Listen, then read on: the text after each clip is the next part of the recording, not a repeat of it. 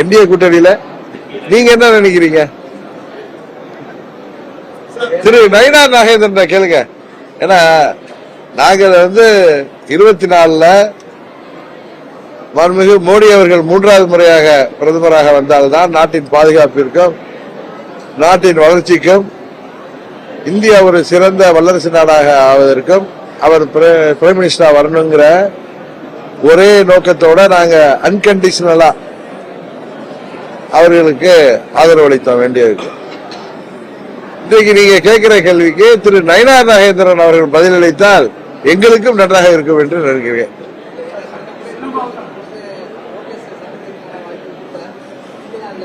நான் இதுவரைக்கும் சந்திக்கிற வாய்ப்புகள் கேட்கல. நீங்க எங்கே வந்தப்ப கேட்டீங்க.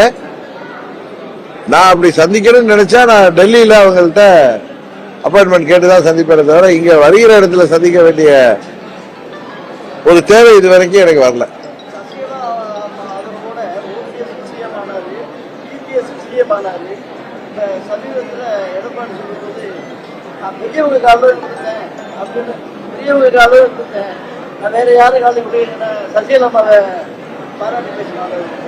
நன்றி. ஏதோ உணர்ந்தா நன்றிதான்.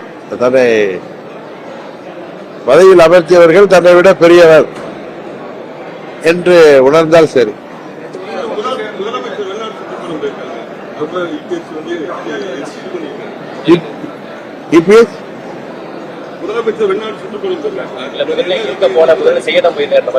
என்னங்க செய்ய போல இருக்க போல செய்யதான் போயிருக்காரு அவர். கத்திரிக்காய் முத்துனா சந்தைக்கு வந்துடும். அதனால நாம முதல்வரோட வெளிநாடு சுற்றுப்பயணத்தை பொறுத்திருந்து பார்ப்போம்.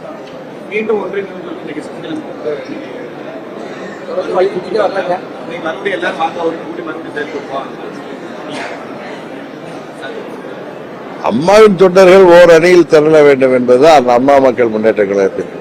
ஒன்று இணையினா ஒரே கட்சி ஆறது கிடையாது. அம்மா மக்கள் முன்னேற்ற கழகம் ஆரம்பித்து 7-8 ஆண்டுகளாக நாங்கள் யாரையெல்லாம் எதிர்த்து போராடி வந்தோம் என்பது உங்களுக்கு தெரியும்.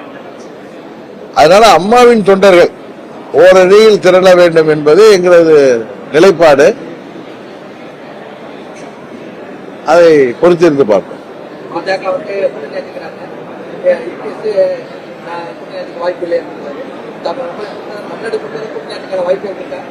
எங்களுடைய நிலைப்பாடு டிசம்பர் மாதத்தில் இதை பற்றி எல்லாம் நாங்கள் பேசுவோம்.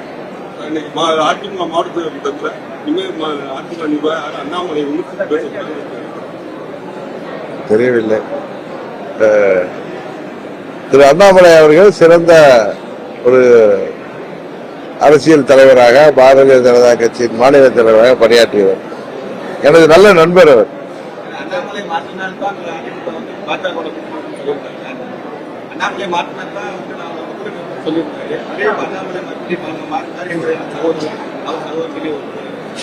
அது சரி, நீங்க பேசுறவங்கள்ட்ட தான் கேட்கணும், என்னிட்ட போய் கேட்டா.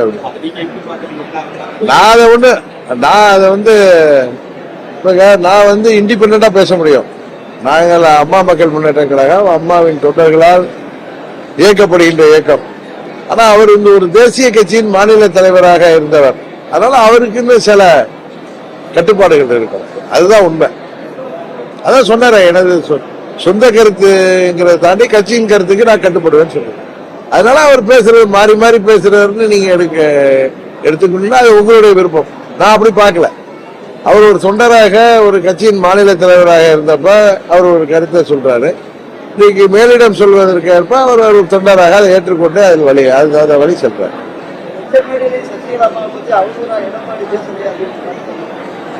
அதான் சொல்றேன், தன்னை பதவியிலே முக்கியமான பதவியில அமர வைத்தவர்கள் உயர்ந்தவர்கள் என்று யார் உணர்ந்தாலும் சரிதான்.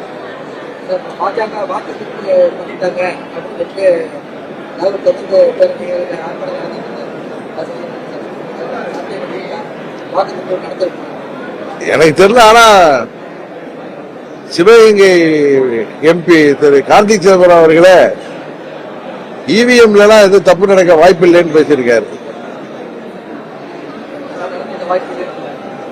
அவரே பதில் சொல்லியிருக்காரு. அவங்க கட்சிக்கு அவரே பதில் சொல்லியிருக்காரு.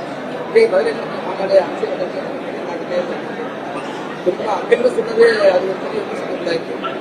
சீமான் கூட அணியை கட்டிலிருந்து கட்டலை அணியை சொல்றாங்க. உங்கள் கேள்விக்கெல்லாம் நேற்று நான் தஞ்சாவூர்ல பதில் சொல்லி உங்க தொலைக்காட்சிகள்லயும் பத்திரிகைகளும் வந்திருக்கு. மீண்டும் மீண்டும் அதே அரைச்சமாவே அரைக்க வேண்டாம்னு நினைக்கிறேன்.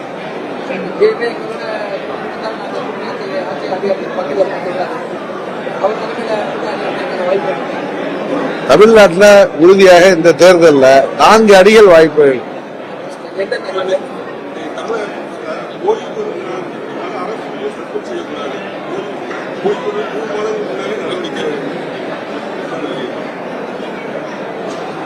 சத்துவ ஊழியர்களை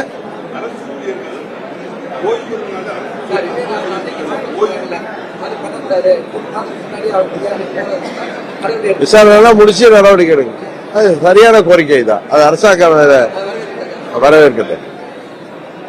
ஆமா, நாளைக்கு ரிட்டையர் ஆகிறா இன்னைக்கு போய் சஸ்பெண்ட் பண்றதுங்கிறது ஒருத்தரை பழி வாங்குற மாதிரி.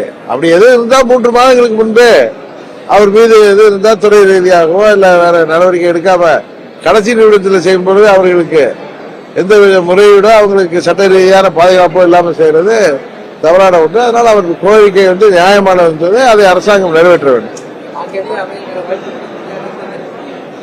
அதாங்க ஏற்கனவே 2 அடி இருக்கு. ஆளுங்கட்சி திமுக அணி, என்டிஏ ஒண்ணு இருக்கு. திரு சீமான் அவர்கள் தனித்து போட்டுவிடுவாங்கிறாரு, கடந்த ஆளு போட்டுவிடுவாரு. திரு விஜய் அவர்கள் தலைமையிலான ஒரு அணி அமையும்.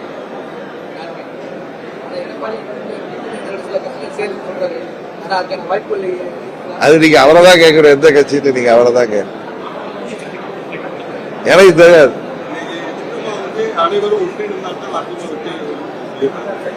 அதை பத்தி ஏற்கனவே கேட்டாங்க, நான் பதில் சொல்லுவேன்.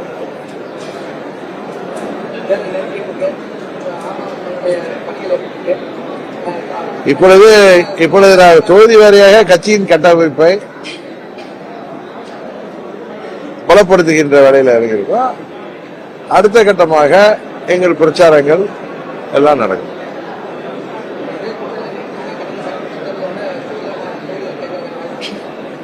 சார், உங்க கேள்விகளுக்கெல்லாம் அவர் தான் சரியா கேட்டாரு, நண்பர் கேட்டாரு.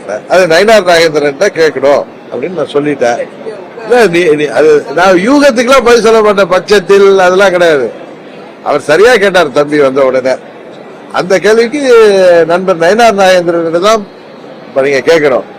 இன்னொன்னு, டிசம்பர் மாதத்திற்குள் எல்லாம் ஒரு முடிவுக்கு வந்துடும். அதுக்கப்புறம் அமமுக என்ன செய்கிறது என்பதை நீங்கள் பாருங்கள். ஆனா ஒன்று மாத்திரம் சொல்கிறேன், இந்த தேர்தலில் 26 சட்டமன்ற பொது தேர்தலில் அம்மா மக்கள் முன்னேற்ற கழகம் உறுதியாக வெற்றி முத்திரை பதிக்கும்.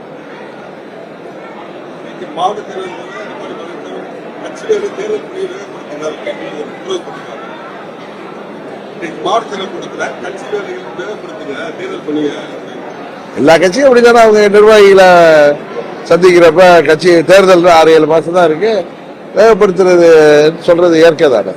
அதுல ஒன்றும் ஸ்பெஷலா ஒண்ணு கிடையாது. இப்ப நாங்க இங்க வந்திருக்கிறது அதுக்கு தானே வந்திருக்கேன்.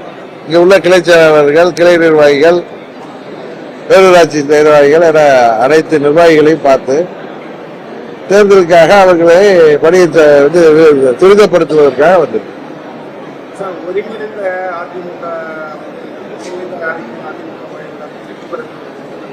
என்னங்க ஒருங்கிணைந்த அதிமுக இருக்கும்போது தான் வெற்றி பெற ஒரு சூழ்நிலை. அதுக்கு உங்களுடைய 19, 21, 24 தேர்தல் முடிவுகள் என்ன நடந்தது என்பதை எல்லோருக்கும் தெரியும்.